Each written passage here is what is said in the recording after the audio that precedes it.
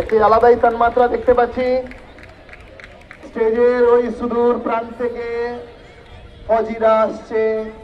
এই ভারত দেশের সুন্দর গৌরবান্বিত ইতিহাসকে দেখাতে গেলে আমরা তাদেরকে মুখটা দেখেই আমাদের ভিতরে দেশভক্তির ভাবনা যাচ্ছে।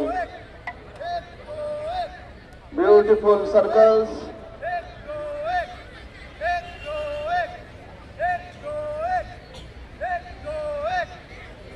এক দো একের গুঞ্জ হচ্ছে চারিদিকে। উদ্ঘোষের মাঝখানে আমাদের ইয়াং সুবাই নান্না মুন্না রাহি বড় হয়ে গেছে।